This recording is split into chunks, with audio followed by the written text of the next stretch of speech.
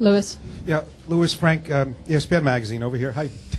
You ever find yourself having to remind yourself not to overthink?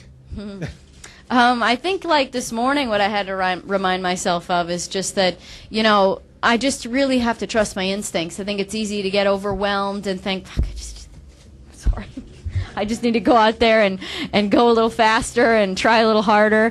You know, I that's a natural instinct, but what I need to remember is that, you know, I'm a confident driver. I know what I need. If I can't feel it, it's not there. Don't make it up in your head. So, you know, it's being disciplined to do that every time you go out and really, really trust what you've learned in your instincts.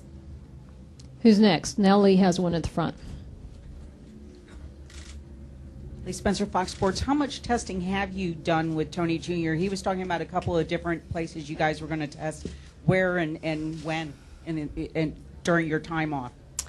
Well, we went to Milwaukee. There was a few other drivers there, and we went to Chicago earlier in the year too. So, you know, we've done a couple of tests, and you know, it's all been good experience for me. Everything from practicing qualifying to, you know, longer runs to, you know, just working on the car. And it's important to develop a relationship between the two of us as to my language and what it means when I say a little bit of push instead of understeer, and a little bit loose, and you know, and what that actually means on my scale. So we have to develop that language, and it's coming along for sure. But you know, being gone for quite some time is, you know, it obviously stops it for a while, and you know, it's time to get back in the swing of that. And you know, Tony Jr. is really great, and I'm really lucky to have him as a crew chief for sure.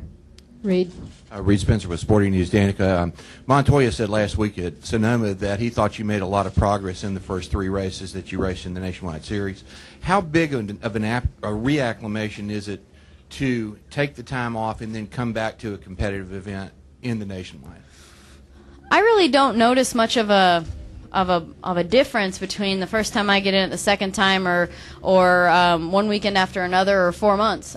It's like riding a bicycle. You know, you get back in it, and you know the feelings are familiar, and that's where you have to really trust your instincts and what you need in a car, and what you don't make up what's not there. And so you know, I appreciate those kind words from Juan. He's been very helpful from the beginning for me, and I'm sure I'll need more help along the way, as long as if they're willing to give it, and they all seem very willing. But you know, it's going to take time, and I'm going to have to learn a lot of this stuff for myself. Even with everyone's help, you still have to feel it. You have to feel it in your gut and your butt and your hands, and know for yourself. Doug. Danica, have you found a difference in the temperament in the NASCAR garage from the IndyCar garage? Of who? Of your competitors and the people that you're racing against. Just the garage in general, the drivers, not the technicality part, but you know, I think one of the things that really encourages a friendliness and a calmness is just that, you know, and camaraderie is just that everyone's right next to each other. In the IndyCar garage, you know, you get a little bit, there's bigger spaces, and, you know, you're not just right next to your competitors. So, you know, you see each other a lot, and, you know, you smile and you say hi. So, you know, and I think that also one of the things that I heard is that, you know, in the beginning when drivers were helping me, they said, well, you know, when I first came into the series, drivers helped me as well. And, you know, that's just the way it goes. And I think that the standard was set a really long time ago with the way that the drivers were given advice, and that's been passed along and never forgotten by the drivers. So I think that the standard was set a long time ago.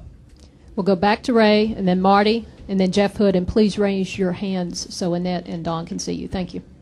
Ray Duckler from the Concord Monitor. Danica, can you just address the intimidation factor, meaning, and what you're doing is a big deal. You're entering a man's world, and you're doing well in the IndyCar world of IndyCar. Just from a human standpoint, I would think there had to be some kind of you must have felt some intimidation inside that you probably didn't want to show as a competitor, but you must have been feeling. This is hard. Well, I'll be I mean, I'll tell you exactly how I feel, and I won't be lying, or I won't be making it up or exaggerating or anything, but I mean, the intimidation factor really comes from the fact that I don't know the car. I really don't. One of my initial thoughts was, am I going to like the car? Because I didn't get to run it before I said I would do it. So, you know, that was one thought, but with the first test, I already liked it right from the beginning, and then after that, it was just a matter of, you know, so many things that are unfamiliar and things that I'm not comfortable with. I mean, everything, like, you know, these guys get out in the car, the guys that have been around for a long time, and they get out there and, you know, they go through the gears, they get up to speed, they go around, and they're worrying about a little bit of push mid-corner. I'm getting out, and I'm like, starting it up. Do I need the fans on? I don't know when to turn the fans on. Where do I go to get out of the garage? What shift? Do I guess I'll short shift so I don't have to race the tack. And, you know, pit road, and where do I come out? Where can I drift up onto the track? I mean, I had to ask, can I come right up onto the track in practice or in the race? Do I have to stay on the apron? I mean, it's different everywhere. So, you know, just I have to think about absolutely everything that it takes from the moment that I sit in the car. So, you know, there's just a lot that goes into it and a lot of things that I have to learn. So that's the intimidation. And then, you know, I, of course, want to do well. I want to do well for me because I want to, of course, and for everyone who's working so hard to get me in the car.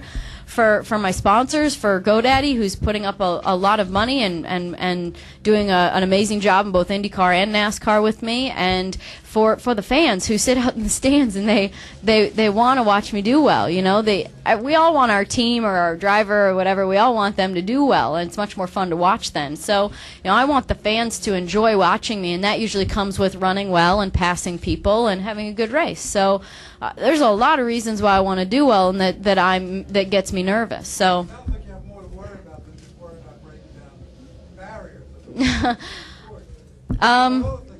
I think one of the things that I grew up with is parents that didn't let me think of myself as being a girl out there. They never said, you're the fastest girl today. I mean, most of the time I guess I was the only one, but you know, they never let me quit there. They always wanted me to be not only the fastest, but like a half a second or a second quicker than everyone, and it just was about being the best. And, you know, I was much more aware mentally, and mostly just in the back of my mind of being a girl from the time that I started to get exposure. So from the time I was sort of, you know, 14 years old, I mean, that's when I was like, I guess I'm a girl, aren't I? Because everybody talks about it all the time. So I grew up with really good parents that helped me to think about being the best, and that's it.